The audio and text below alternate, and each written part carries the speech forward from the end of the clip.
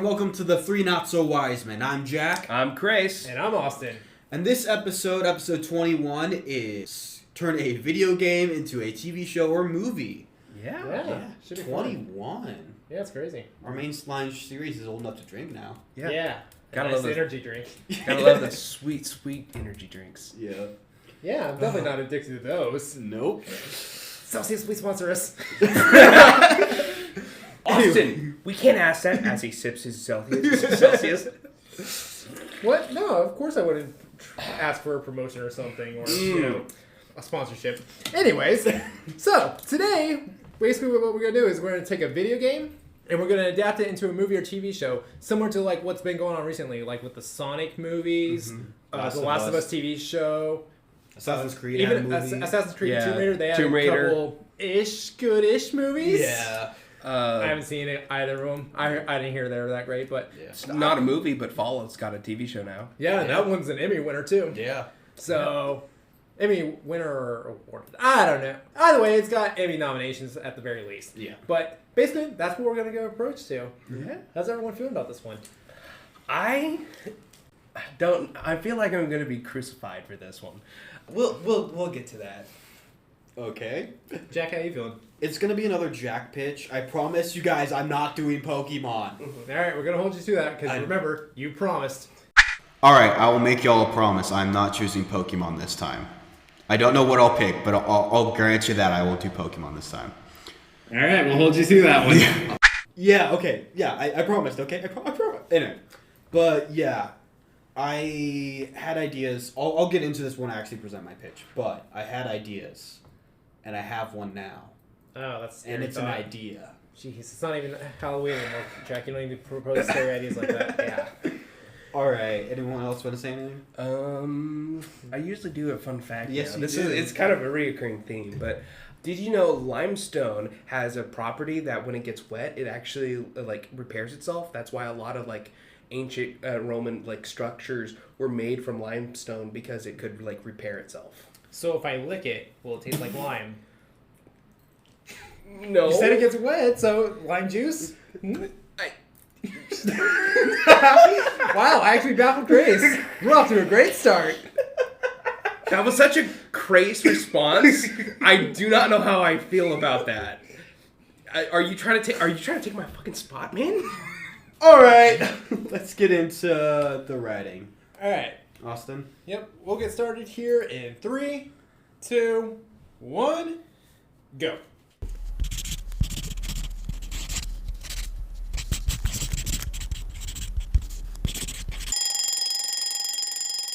End time. Oh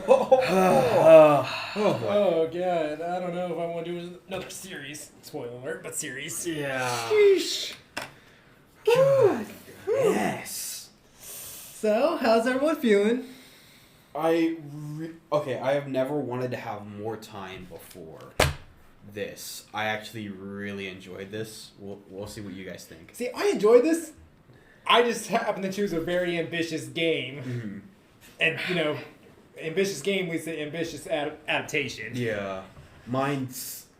I don't know how to describe it without saying it, so I can't say anything right now, but we'll see. Yeah, Chris, how are you feeling? Krais is quiet, and that's making me nervous. I'm very proud of mine. Okay, that's good. Why? I saw that you finished a little early. I did. I've been finished for about 20 minutes. You finished it in 10 minutes? Actually, sorry. I finished it in 20 minutes. Okay. Because, I'll be honest, most of the groundwork was already finished for me. I didn't understand a word of that. Most of the groundwork was already finished for me. You All picked right. one that already had a No, actually. story? No. Oh. I picked something and expanded upon it. Gotcha. Interesting. All right. So. I'm curious which one of us chose like a video game that already had a storyline and then adapted it to a TV show or movie like The Last of Us, and which of us did not go that route. I'll tell you right now, one of them was me. I wanted to do that, but I ended up not. Yeah. So we'll get into this when We'll we get get in into there. it. We will get there.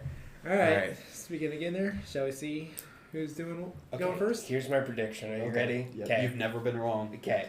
I'm going to go last because of how confident I feel. That tends to be how it goes. Jack is going to be first, then it's Austin. All right. I'll be okay with that. We'll see. I hate this part. Jack, you are first. You were. Wait, you said that. Oh, crap. I was about to say you were wrong for the first time, but nope. Okay. Yeah, I said that. All right. Oh, I was hoping to catch you. You're going to be wrong one of these times. All right, Krais, let's see if you're going to be right on this completely. Oh, I'm nervous. No way. Jaw drop. Krais is actually correct. I am second. Krais going third. See? This is what the royal will wants! All right. Very well. In that case... I swear, the guys, for the audience, we do not script this at all. No. It's just, I have a feeling. Every single time we do an episode, it's just like a gut reaction. Just to how these two feel, how I feel, I know exactly what the wheel's gonna do. To prove it's not scripted, it doesn't make entertaining content when one person's right every single time. Yeah. That's why I don't Especially voice my... 21 times.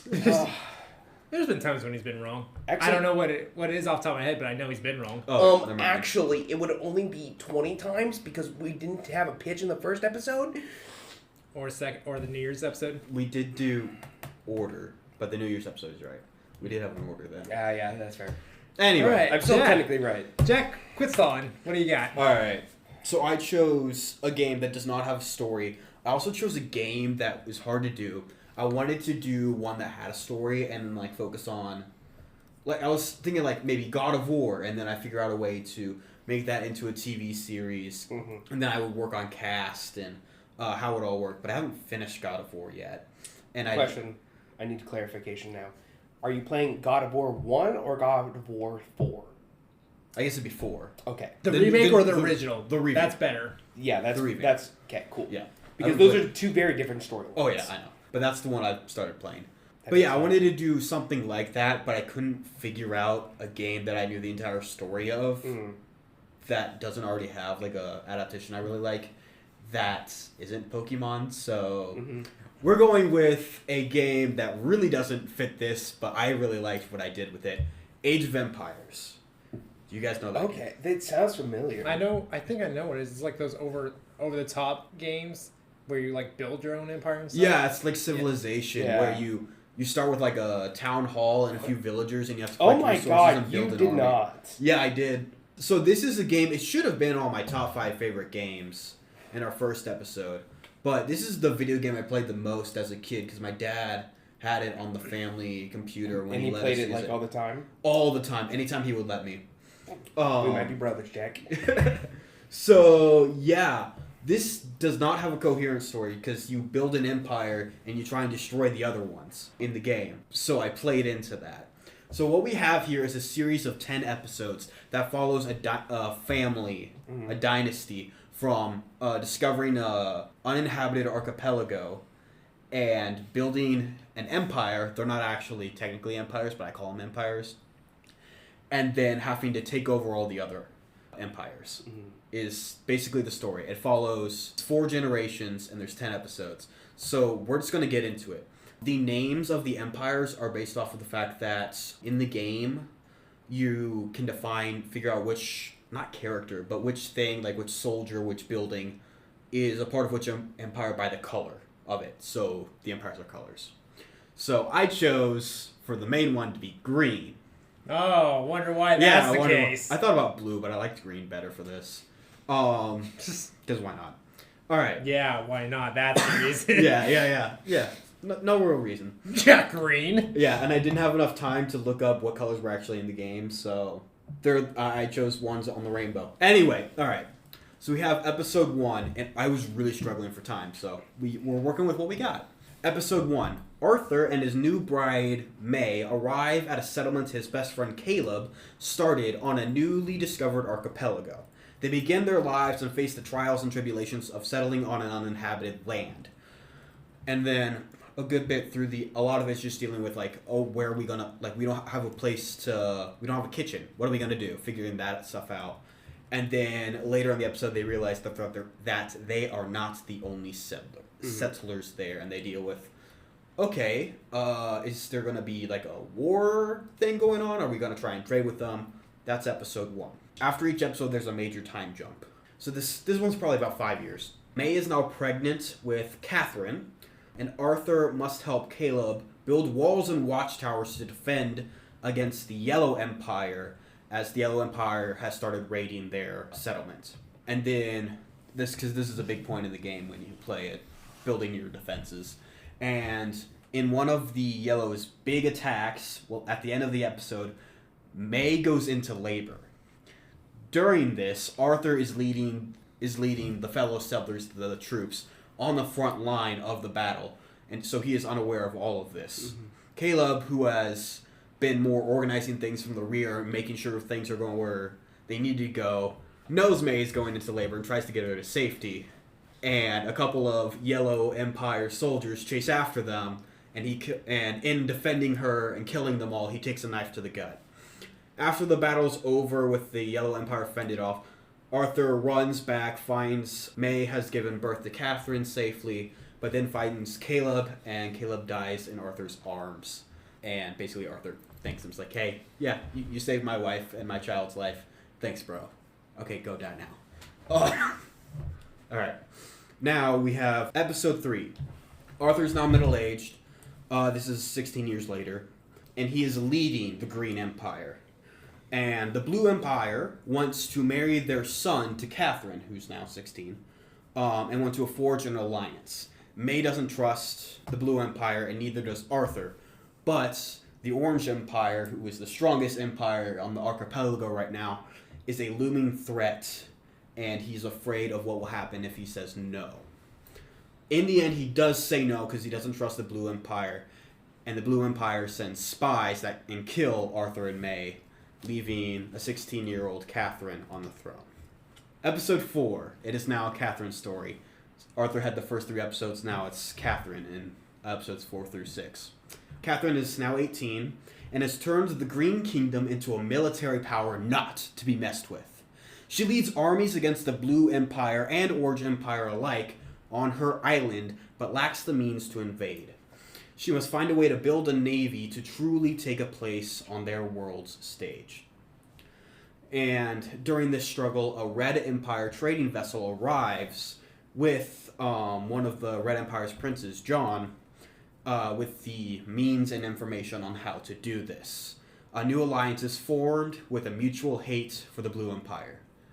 I did not have time to come up with a reason why the Red Empire hated the Blue Empire, but they do. All right, fair enough. All right. Yeah. This is about 12 years later. Catherine, along with John Red, have finally made their island safe from invasion, and now look towards invading the Blue Empire's island. And in doing so, they find a love with each other. And finally, on the first day of their invasion, their army falls into an ambush. While they successfully beat the Blue army in this fight, John does die. And shortly after, a beachhead is firmly established. It is discovered that Catherine is pregnant with John's child, Sophia. About 18 years later, Catherine's almost 50, has trained Sophia to rule her empire justly and in a way it can prosper. Their war with the Blue Empire is finally coming to a close as they are about to meet the Red Empire's army at the Blue Empire's capital. In the game, the best way to do it is destroy the enemy's capital. And Catherine wants Sophia to join in the final battle. And after a hard-fought victory, Catherine forces the Blue Empire to surrender, and while Catherine returns to the Green Empire's island, Sophia is placed to rule on their newly claimed island. 7 and 8, I literally just have one sentence for each of them because I needed to hurry it along. I think we had like 8 minutes left when I started episode 7. So, episode 7 is where, a good bit later, or not long later, Sophia deals with unrest and an assassination plot as she has to maintain control of a new set of people on her new island. And then episode 8 is a good bit later, years later. In the game, there's holy relics you can gather, and if you collect them all, you win the game. So I decided to make an episode where holy relics she finds a holy relic, or her men do, and there's a race among the empires to find them, and in the end, they're just ended up just being divided. I'm thinking having one of the holy relics be destroyed so they can't, win the TV show, win the game, with that reason. But yeah, that's episode deals with the holy relics part of the video game. All right, episode 9. Sophia, she's probably about 50, 60 in this. So for the time period, Middle Ages, it's basically old age. Oh yeah, pretty old. And she has no husband and no heir. Uh-oh, yeah, indeed. And then there's a rivalry among her half-siblings on the green side as opposed to the Red Empire side about who she should claim as their next heir. During this, they hear about a battle between the Red Empire and the Orange Empire over on the Red Empire's island. And the Red Empire had to surrender and has lost. So now alone, leading her people against an unmatched threat, she has to choose an heir.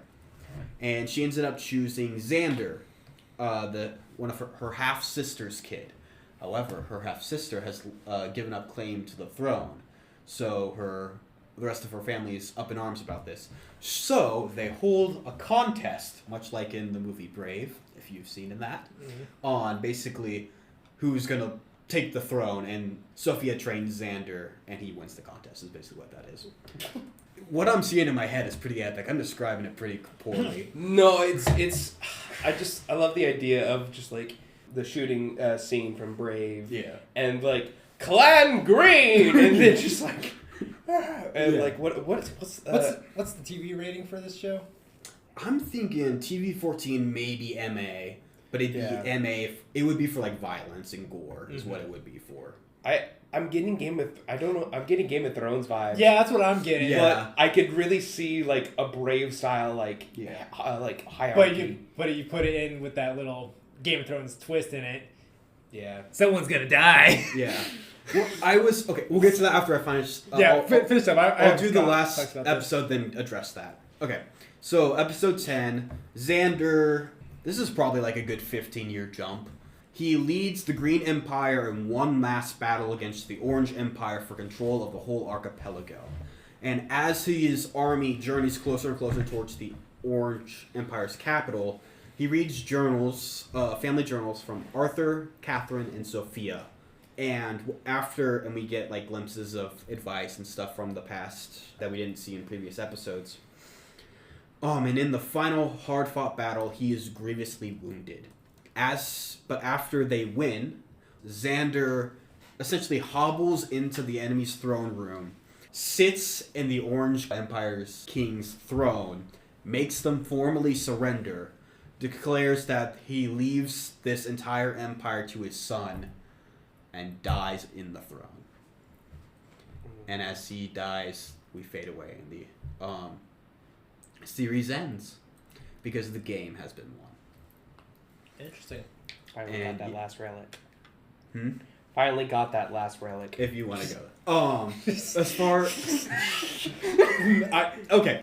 So as far as... It is very Game of Thrones-y, but I don't want it to be, like, half sex scenes type of thing. Yeah. Like, it would...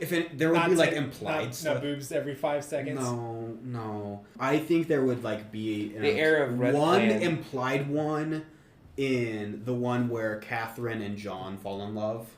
There'd be, like...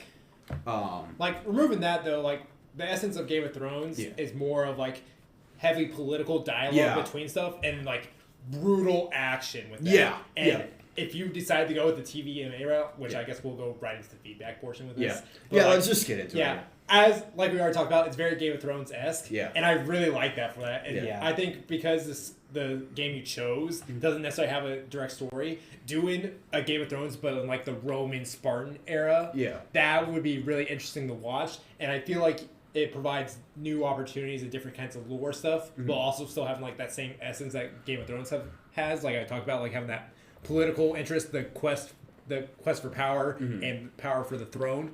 And I really like that. I like the back and forth and how it different goes. I also like how I'm really big on Game of Thrones right now because I just finished House of the Dragon as well. But you also like House of the Dragon. It covers several decades worth of time, and I think you did that very well. I really don't have a whole lot for it because I haven't played this game before. But just from what you give me, like, oh yeah, Game of Thrones, but Roman Greek Empire stuff. I could get behind that, and I feel like I'm not sure what the game has, if it has any like mythological beasts or magic and stuff, but like I feel like there's opportunities to do that in there. So it wouldn't have that because the civilizations you can choose from are based on real world civilizations. And obviously we could do that, but obviously everything would be historically inaccurate, and every empire would be one particular race. And so you could go that route, but that brings a whole new level of like you have to be accurate, but also it's not going to be. But accurate I think that's where you get the benefit with it being an adaptation of a video game. Exactly. You get this unique world, so you can do whatever. With it, like having the different races, like all sorts of stuff. I really liked it. I think it was good. Also, going off top of that, since you're doing what's the name of the game again? I can't. Age of Empires. Age of Empires. That doesn't have a definitive set lore. You have so much breathing room when it comes to like developing the show, and then going into like characters, lore, and I think choosing this game in particular, because there's other like empire building games that have a little bit more of a lore, and choosing this one in particular allows you to do so much with a TV show. So I think it was just a good pick overall.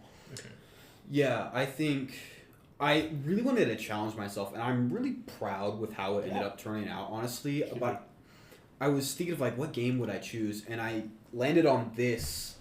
And I was like, how am I going to do this and make it seem remotely realistic? I was like, because I originally was going to have like one main character, but it's, starting from a small settlement to an entire empire. So I was like, let's make it a family line. Yeah. And then it just kept going from there. And while in the game, there's obviously no marriages and stuff. You can make if you're playing online, you can have, I never did, but you can like make alliances with people. And I figured that'd work. And I tried to play into little things, but I like it. I'm sure you made a lot of middle-aged dads happy. Yes, possibly. I hope so. I know my dad would watch it. Yeah. My dad would watch it. Yeah, mine would. There you go, 3 not-so-wise-men dads. All right. Yeah. All right. So, like Jack, I decided to adapt my game choice into a TV show. However, mine is already a narrative-based game. And I think Krais knows what game I chose. But I decided to... Oh! How did I not guess this? I decided to give my pitch for a Red Dead Redemption series. Whoa! Wait! What? Such an idiot for not thinking you would do this. Oh, wow. All right. However, while Jack did a season across a couple episodes... Yeah. I did the layout for all the seasons. Oh, that was your first mistake. You're doing the entire series? I wanted to give the overview of the whole series, okay. like how we're going to start it and where it's going to end. Okay, gotcha. Because right now there's 2 games in the Red Dead Redemption series. There's the first game, which is like 10, 15 hours long. Then there's the second one that's over 50 hours long. So I was like, this is going to be a fun one to try and tackle. There's a lot of it is like there's some filler missions. I've just recently started replaying Red Dead Redemption 2, and I'm like, okay, yeah, there's these kind of things that it's like, we don't really need that in the show. If anything, it could be just a throwaway line. Yeah. But my approach to this is, or my synopsis for the show is, an adaptation of Rockstar Studios' critically acclaimed series Red Dead Redemption follows the story of the Vanderlyn gang from its beginning to its end.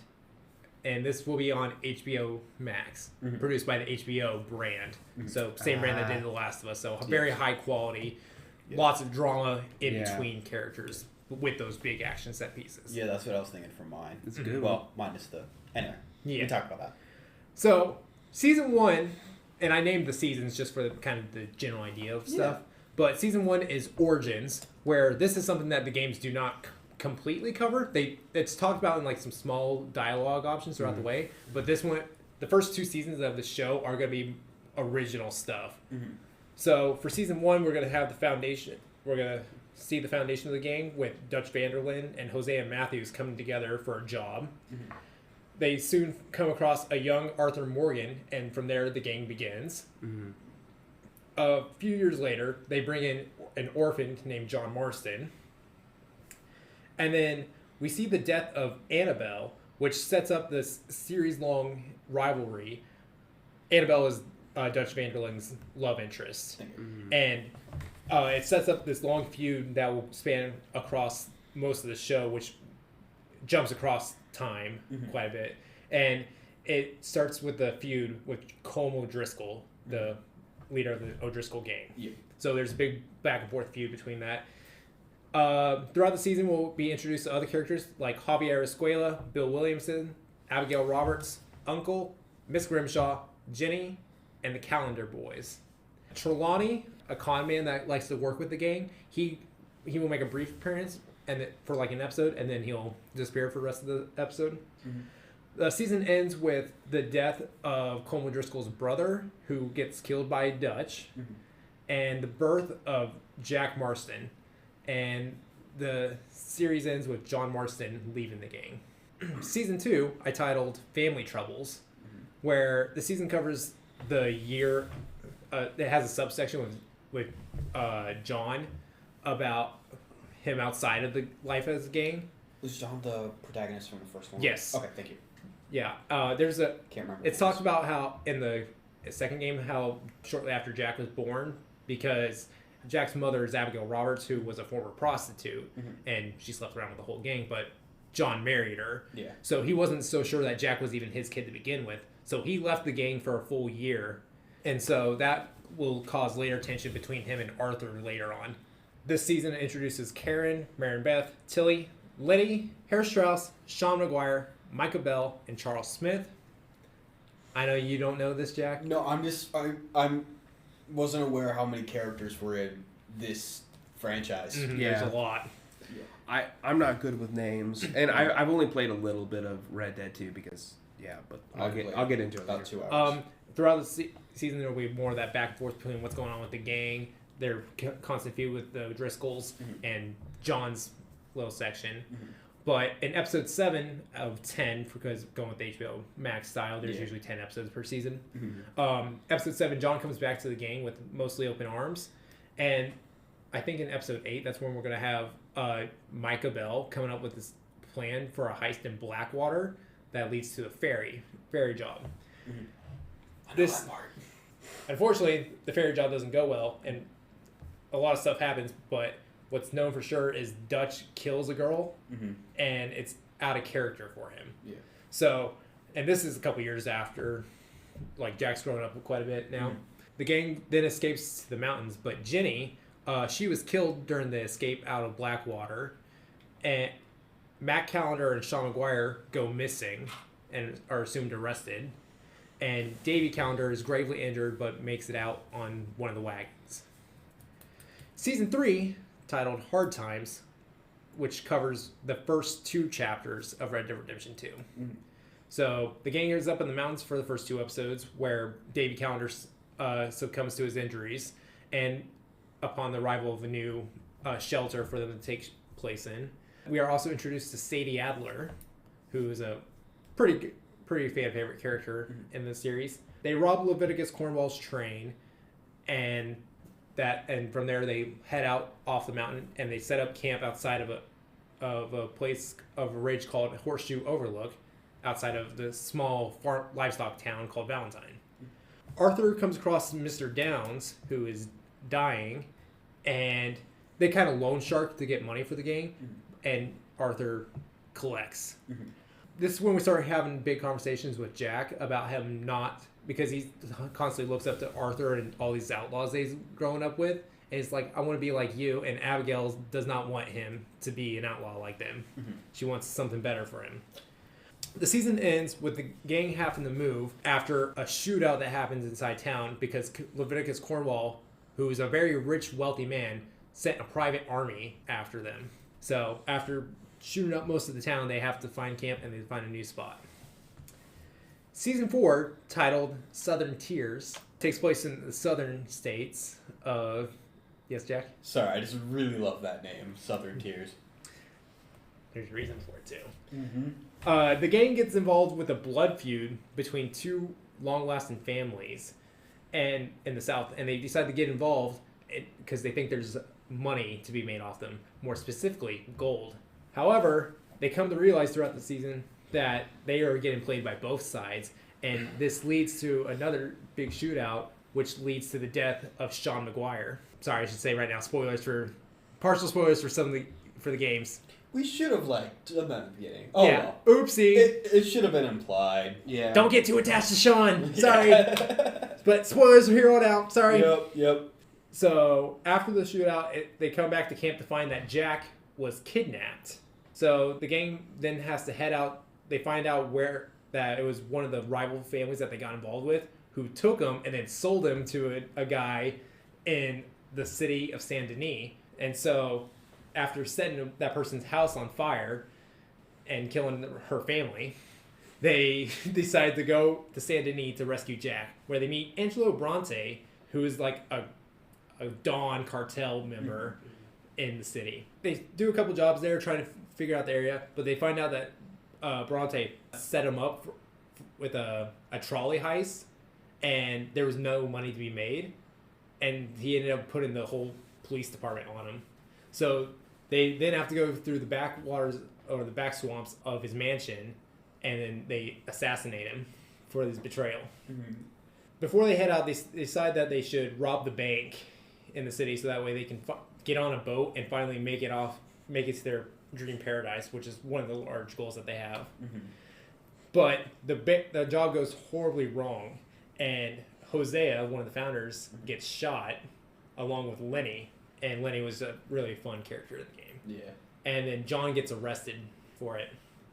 The season ends with Micah, Arthur, Dutch, Bill, and Javier getting on a boat to escape Saint Denis, and they think they're going to make it to paradise and gather enough money to get back to the rest of the gang, only to look out and see a storm coming. That's the end of Season 4. Mm-hmm. Season 5, called New Horizons, covers Red Dead Redemption 2's chapters 5 and 6. Mm-hmm. The season begins with them on the boat, trying to survive the storm, and they wind up on the island of Guarma. They stop a whole plantation unit going on there, which is actually run by Leviticus Cornwall. Mm-hmm. And they decide to shut it down to hurt his pocket in the back half. And then they eventually make it back to the mainland.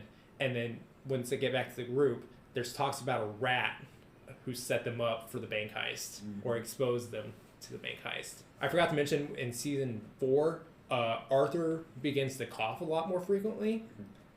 And in this season, it gets a lot worse, like terminally worse. Mm-hmm. Like Austin worse? Not quite there. Not there yet. Hopefully never. You started talking about it. Yeah. My cough came. But yeah, so there's a lot of that stuff going on. And this one I started running short on time, so it's going to be more just general outlines, play the game. I don't want to spoil a whole lot more. Yeah. But yeah.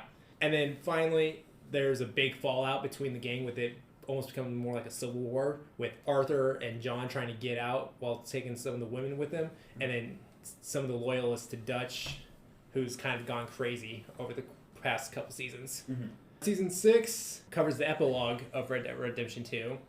And we follow John trying to adjust to his new life outside of the gang, but he gets roped back in to find and kill the traitor of the group. Season 7, titled We Were Brothers Once, which is actually a reference to a mission title in the first Red Dead Redemption game. Mm-hmm. And it covers the first two chapters of the game, where if we follow John, who gets tracked by the U.S. government to track down Bill and Javier in exchange for his family's freedom, which they have taken captive. Mm-hmm. This leads to a wild goose chase where he goes through a small town of Armadillo and eventually ends up in Mexico, where he stops, where he helps with a revolution, and then he captures or kills either or. I haven't decided which route I want to go with that one, since it's also optional in the games. Yeah. I kind of lean more towards he kills them in this one, just because they left him no other choice. Mm-hmm. But once he completes the task, he's told that he hasn't quite earned his family's freedom yet, and that Dutch Vanderlyn has resurfaced. End of Season 7. Season 8, the final season. Okay. Don't worry, 8 seasons. I know, that's why I was very ambitious with this one. Yeah, but it's also Red Dead. Yeah. Season 8, titled Fathered and Sons, where Dutch Vanderlyn was a big father figure for John. Mm-hmm. So a good portion of the season is him going back and forth with John, and just how much their falling out has caused, which eventually leads to Dutch Vanderlyn confrontation on the cliffside that they have, where Dutch warns John that their way of life has come to an end, and there's no way out. He's just like, just wait and see until they still have one more outlaw, and then Dutch jumps off the cliff himself. Final episode of the show, we see John getting used to getting his freedom, getting back with his family, getting back to the roots and stuff. And just when everything seems nice and calm, the government comes in to get their one last outlaw, which leads to the death of John Marston after saving his family and getting them out. But that's not where it ends. The final 15, 20 minutes of the episode is a little bit of a time jump where we see Jack Marston goes out and gets his revenge on the agents that killed and used his father, completing that vicious cycle of revenge across the era. The show basically runs off a revenge plot, and it ends with the revenge plot, and with Jack becoming what the gang tried their best not to make him, proving that the overall theme of revenge is a vicious cycle is very true. Yeah. And that's my rundown for what I would like to see in a Red Dead Redemption series. Yeah. Jack, do you want to go first? I was about to ask you, do you have a preference? It doesn't matter to me. All right, I'll go. So, I have played from the beginning of Red Dead Redemption 2 up until right before the train heist part, and I barely remember it. So, when I was like, I got that reference. Moments for me. But overall, I really liked it. You said, what parts were original? You said season 1 and 2? Season 1 and 2 were fully original. Okay. Just because of time restraints, everything else is key moments from the game. Yeah, I figured. And I definitely see, which I think is proper. And I like that you did 2 seasons of original content that is from information you learned from the game, but it's not explicitly shown. And I think that give the fans, hey, we got 2 seasons of original content from stuff we wanted to see, and then we get to see live adaptations, or we get to see movie adaptations. Goodness. TV adaptations of the video games, more direct translation. Because that first 2 seasons could bring a lot more people in and, make people play the games anyway. And then when it comes to season 3, I really like how that laid out. I don't know if that was planned or not with you. It probably was. It was intentionally laid out. Yeah. I don't. Well, it's based off a story that's already known to be very, very good. Was the last 15, 20 minutes of the series original as well? Yeah. No, it's not original. It's part of the game, and that's one of the themes across the series is that revenge is a fool's tale. Yeah. And they talk about it throughout the games too. Yeah. So obviously it'll be planted throughout the seasons as well. I really liked that you kept calling it back to that, which I know the game did, but you made that a focus of the TV show because I think it really fits with a TV show as well as an episodic video game. The only note I can really give is on those first 2 seasons, and I really like that idea. Yeah. Question, but you go first. Well, I mean, just gotta commend you. It's really good. I mean, I feel like when it comes to video game adaptations, particularly I know it's a TV show, but my point still stands. When turning an open world game into a TV show or a movie, it can be kind of hard because there's so much you can do, but there's so technically you're only supposed to focus on the story. Mm-hmm. But Red Dead 2 and Red Dead are just so beautifully told throughout the games that it's such a good game to be like, this is what we're making a TV show out of. And I think you did a really good job of just focusing on the important stuff for the show from the games to make you said 8 seasons, right? Mm-hmm. 8-season show that's 80 episodes. I'm assuming all about 45 to an hour. Anywhere from 50 minutes to hour 20 episodes. Yeah. So they're long episodes. Yeah. Typical HBO. And so I think you just did a good job all around. And Red Dead is one of those stories that I haven't finished Red Dead, unfortunately, not yet. I just haven't gotten into a Western mood, but I know enough about the game that I'm like, I need to see this on the big screen or on the screen. And, masterpiece. Good job. Thank you. My question was, do you have any ideas for casting? No. Okay. I didn't think so. I ideally don't want a lot of big name actors for it. No. One thing I think I would do, which would just be more for the fan service stuff, would be I would put little cameo spots for the original voice actors in there. Kind of like what they did with the Last of Us. Last of Us and the guy from Uncharted.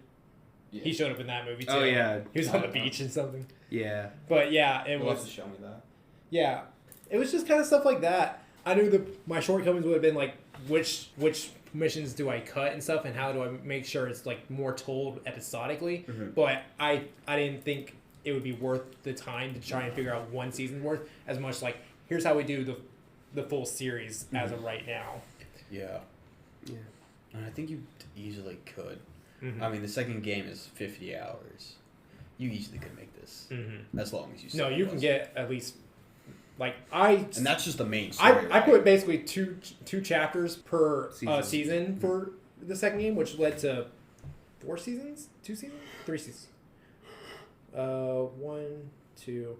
Led to 3 seasons. Nope. I take that back. 4 seasons of the show. Yeah. And then I even broke up the first game into 2 seasons. Yeah. And then you had the 2 original. Yeah, 2 original ones. So, I think this was fairly broken up. Yeah. Yeah. I should say that because they're chapter based, I'd argue that almost every chapter can be one season, except for, I take that back. The only seasons, how I should say this, season 1, the chapter 1 and chapter 2 for Red Dead Redemption 2 should be one season, and chapter 5 and chapter 6 of Red Dead Redemption 2 should be one season, just because chapter 1 and chapter 5 are very short chapters. Gotcha. And they're not much longer than 2 or 3 hours in gameplay wise. Yeah. So figured those ones could be shortened up to like 1 or 2 episodes. Yeah. But yeah, that's kind of the approach I wanted with it. Yeah. I like it. I agree. I agree. It's very ambitious, but I think you nailed it still. Yeah. I mean, I'm impressed you got that far in 30 minutes. Yeah, I scrambled for that one. Oh. Yeah. All right. But yeah. All right, Krais. I'm very curious. What game did you pick? He's proud of it, and we're gonna hate him for it from context from what he said before. Yeah. And he's had his binder face down this entire time, or notebook, and it's been very foreboding.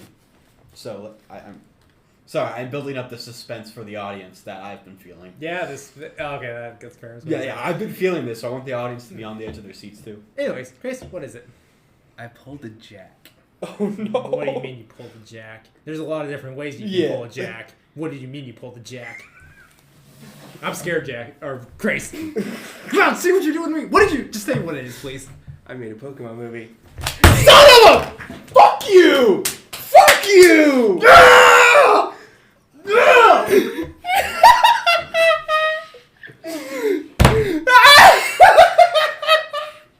I don't say that very often, but I had to there. And here I thought I could go without a Pokemon pitch for the game section. I really could. His feedback... Don't worry, I'll give him plenty of feedback for both of us. Hey, technically he's got free reign because he's always said that you could not do it. That's why you asked me again if I'm doing a Pokemon one. That's why I asked. Before the episode, he asked me again, and I'm like, no, I promised I would. Yeah, and you were like, Jack cannot do a Pokemon episode, but you never said I couldn't. To be fair, technically, yes, you're correct. As I grit my teeth through it. Technically, I have not done a Pokemon pitch. Yes. Yeah. So, and I just want to clarify, I didn't do this for the joke. Yeah. Okay? Because I have a definitive reason. But before I go into it, I will tell you my backup idea, which I thought about doing, but I felt like I wouldn't get much from it. It would be like, I would spend 5 minutes like talking about some scenes. Was that going to be your safe one, or is Pokemon the safe one? You told me that you had a safe one and you had a Craisinacious one. This was the Craisinacious pitch. The safe pitch was was my second backup pitch. Which Your honorable mention. My honorable mention. So Bioshock. Pokemon's the Craisinacious one. Okay. What's wrong with Bioshock? I would have liked to hear Bioshock. Okay, but in my defense, what was I going to do? Because I was just going to do a movie of Bioshock, talk about a few like really cool shots. Like, don't get me wrong, I think seeing some of the what are they called? The tonics. The plasmids. Seeing those. I haven't played it. That's why I would have been more interested in Bioshock. I know somewhat about it. Yeah. It's just like, And see, I was planning on doing it as well, but this is how much I did for the Pokemon pitch. I would prefer it when you do one pitch. I do like that. Yeah. So.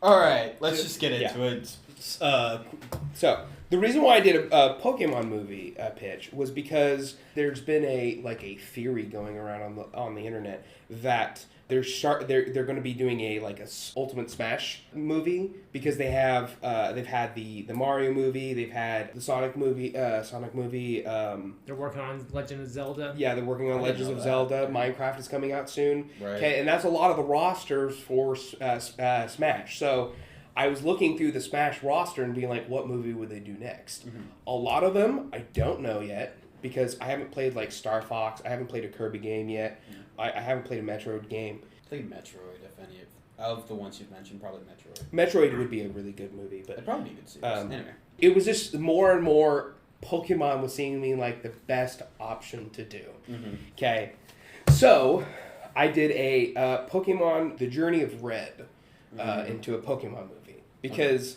unlike Jack, I am my generation of choice is Gen 1.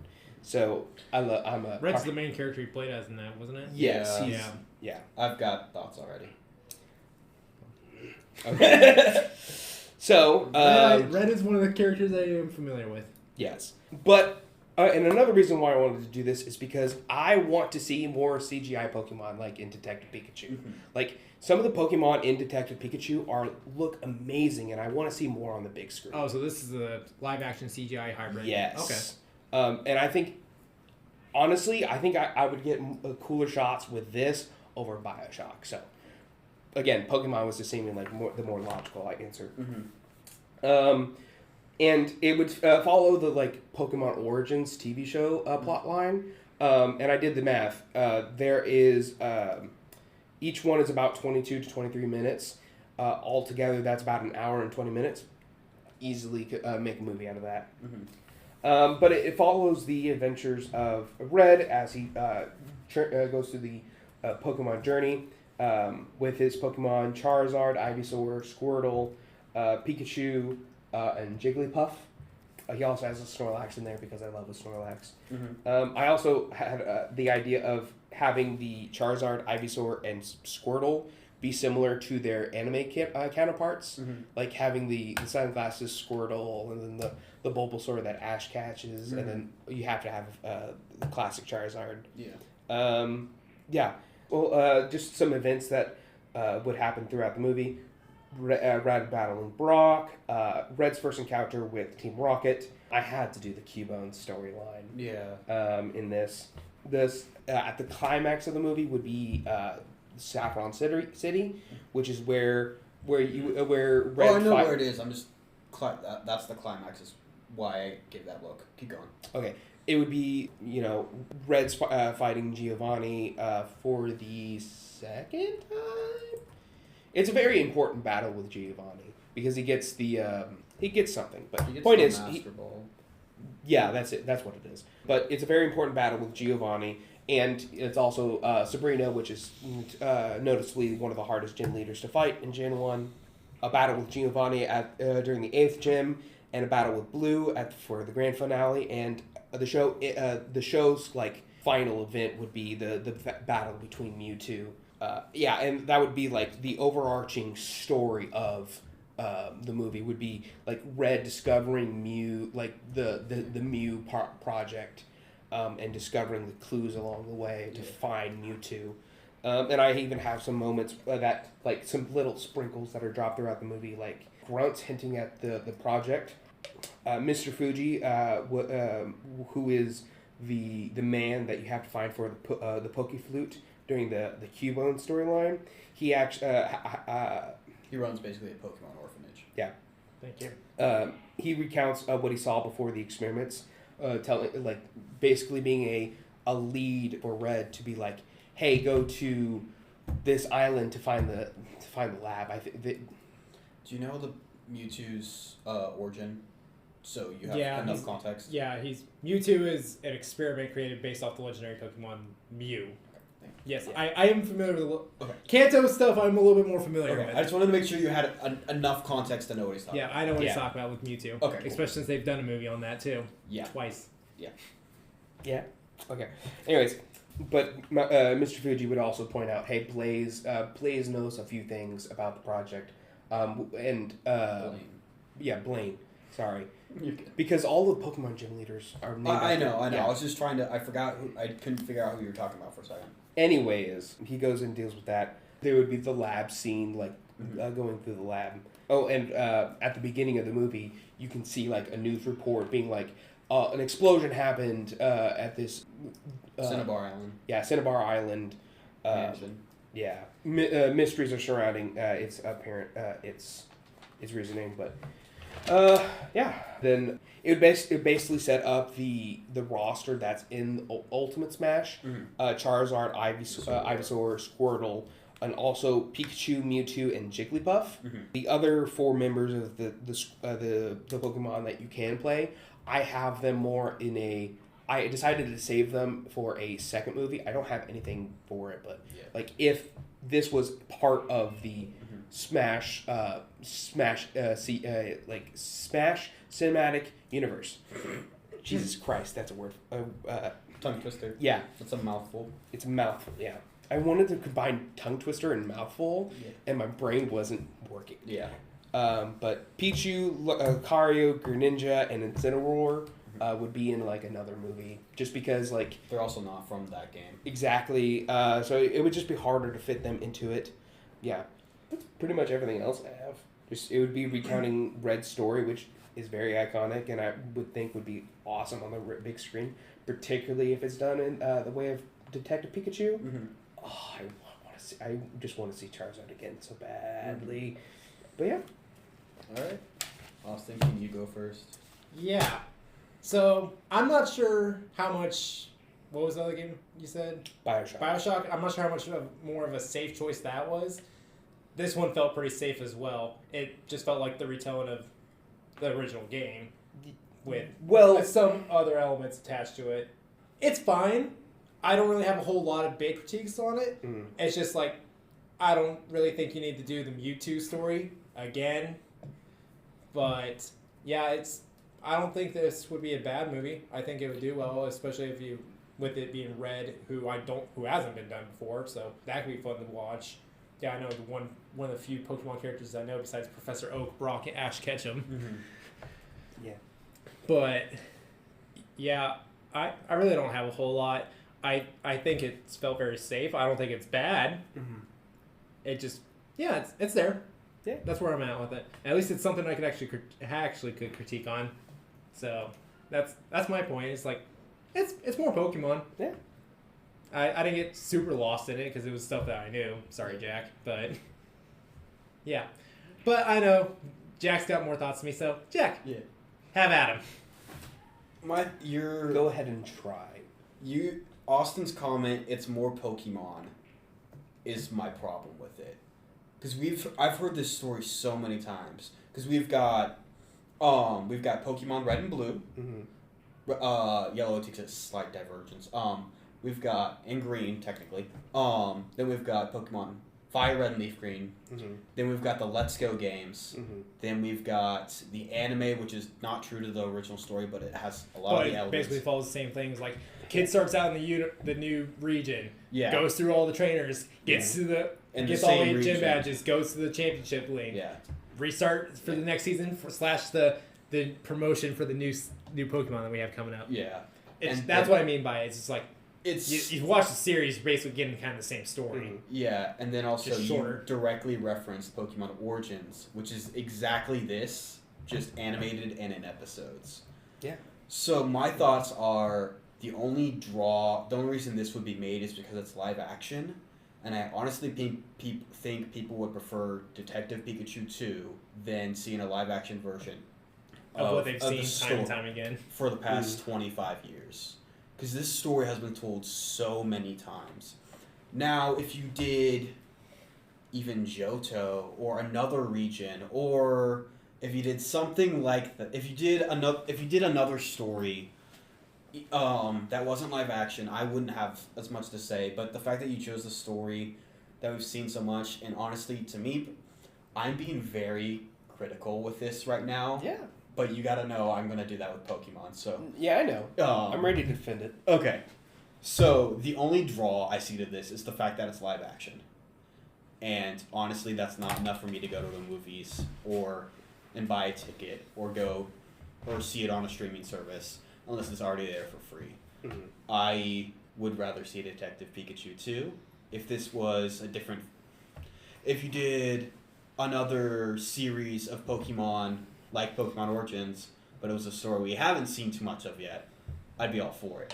I mean, it's just more Pokemon is where I'm at. Yeah.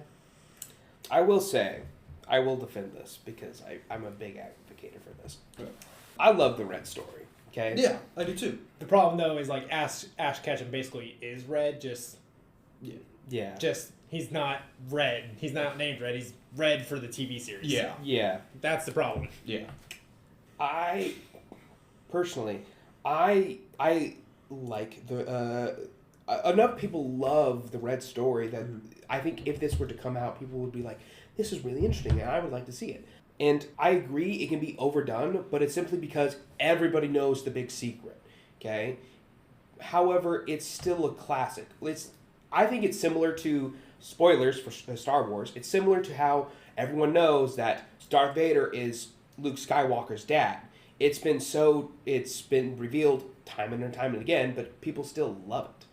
Mm-hmm. I agree that yes, this can be overdone and has been used a lot since it first came out way back in 1990. Help me out here, Jack. Are we talking about the original video game? The original video game. I believe it was 99.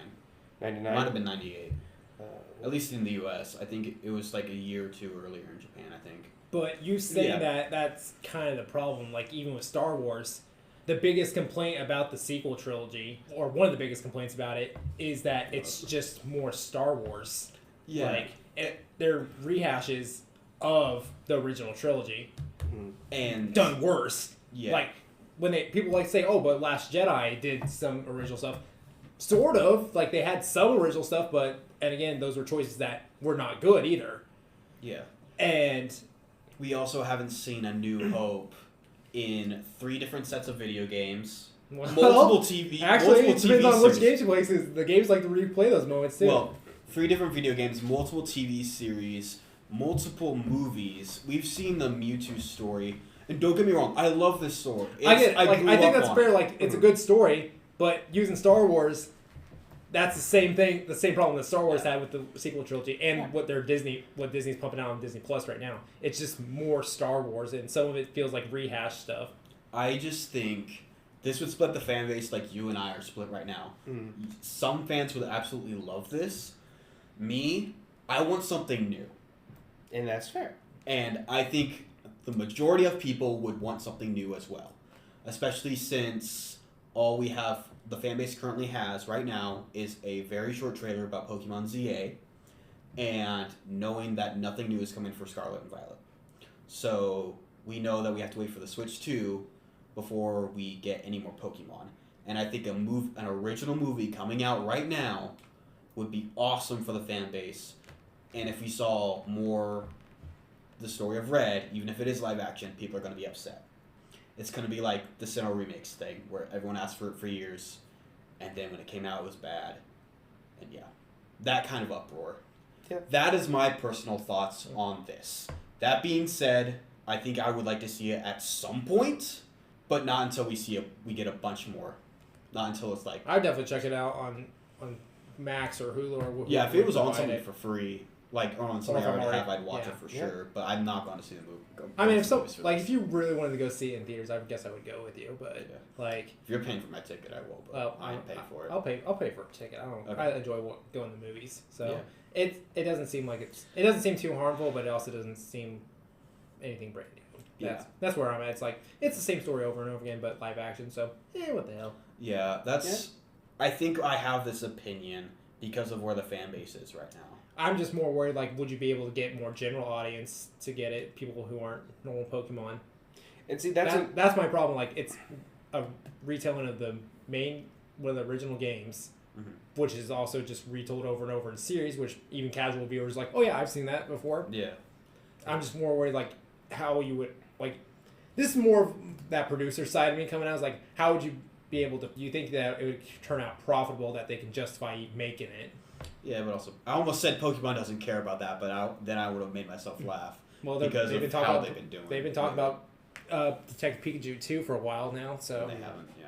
That's just more like, it's more that financial things, like, if you're not going to get general audiences to it, and the core audience is like, we've seen it before. Yeah. It just becomes one of those, like, who is this made for?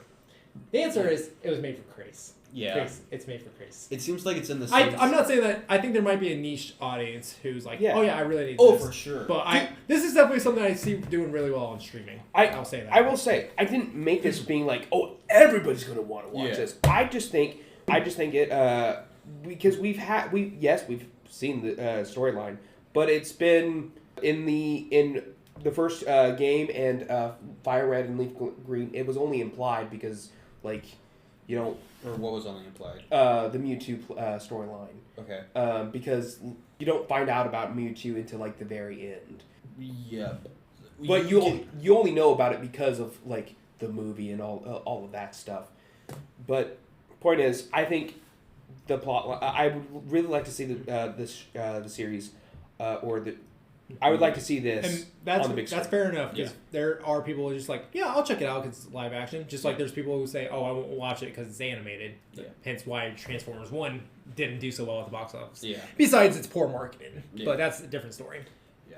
All right, I could keep going on about this. You know my thoughts. I know your thoughts. I think this is just I think this is going to end in a stalemate between you two. Yeah. Oh, yeah. Yeah, so I'm gonna drop it. And I think our stalemate right now is a representation of if this movie was announced, what the fan base would be like. Yeah.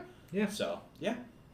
And then me, the casual audience, is like, it might be something. Yeah, I think our three voices is a decent representation of what would happen if they announced this movie. Yeah, that's also part of the reason why I made this, because it's like we've seen this song and dance before. Yeah. All right. Overall, not bad. No. Pretty interested with everyone's. Yeah. Even Krais' Pokemon one, which you got me. We said that Jack couldn't do it. Yeah. You won the gambit. Are we gonna have a video game pitch that's... I swear to God, if we get the Pokemon pitch next, we have one Pokemon pitch on there. No, I will be upset if we do it, honestly. Anyway. Well, we're all ready. Speaking of the next pitch, you want to find out what it is? Yeah, let's do it. Let's do it. All right. Wait, it's gonna be the Pokemon pitch. No, I'm kidding. No. I'm kidding. Like, the odds of that happening are pretty low. Yeah, they are. Yeah. Yeah, so we'll see. We got a Wait. We got a 1 Knock on wood. We have a 1 in 55 chance. Yeah. I like those odds. I don't. What we get? Make a kids show into an adult movie or TV show. Yes. This one should be interesting. I forgot we had this. We looked at it earlier. I forgot this was on the wheel. And I was like, oh, that's going to be fun. And now we have it. Krais has an idea already. This summer, dun dun dun dun dun dun, come see the next big blockbuster of the season, dun dun dun dun dun dun, where one man fights against the human race, dun dun dun dun dun dun. Introducing Caillou. I like how the setup is very similar to the original Scooby-Doo trailer, where they were teasing like one hero would do this, and they're teasing like it's a new Batman movie, and then Scooby turns around, who? Me? No. Caillou. Oh, good. Caillou against the human race. The instant go-to is just make Caillou Walter White. Yep. I am the one who knocks. Goodness. Teddy, where's the crack? Goodness. Alright, well, that one should be interesting. Thank you all so much for listening to this. We hope you enjoyed listening to this episode, and we hope that you enjoy and listen to the next one. Yeah. Well, at least it wasn't Pokemon. Again. Oh, well, we'll get there eventually. To my dismay. Mm-hmm. Is that a wild Krais? Jack, throw a Pokeball at it. Grace! Yeah. Great!